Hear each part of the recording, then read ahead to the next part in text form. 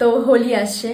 এখনকার হোলিতে তো আমরা খুব মজা করি, বাট আগের হোলির মতো না কোনো ব্যাপারই এখন আর নেই। এখন মানুষে হোলি খেলার জন্য নতুন ড্রেস কেনে, সেটা আবার হোয়াইট কালারের। আমার মা লিটারালি বাড়িতে যত পুরনো জামা কাপড় থাকতো, রং চটা চেরা ফাটা 5-6 বছর পুরনো জামা, ওই জামাগুলো বের করে বলতো এটা পরে হোলি খেলতে যাবি। নতুন জামার কথা তো আমাদের তখন মাথাতেই আসছে না, কারণ জানি মার খেয়ে যাবো।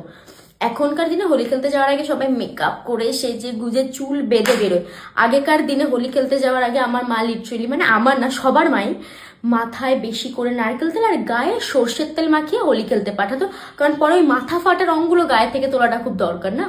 এখন ন্যাড়া পোড়া বলে কোনো জিনিস হয়তো এক্সিস্টই করে না, বা কোথাও কোথাও করে, তারা খুব লাকি।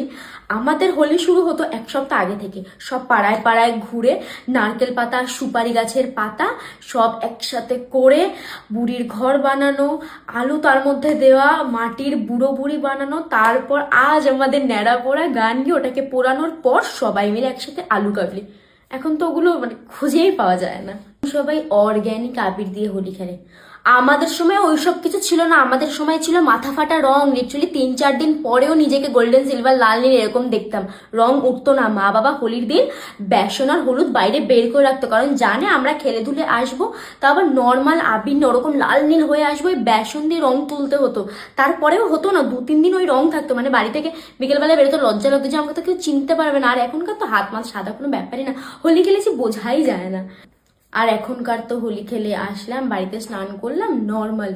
আমরা যখন বাড়িতে আসতাম, ড্রেনের জল দিয়ে স্নান করানো না পর্যন্ত আমাদের হোলি শেষ হতো না।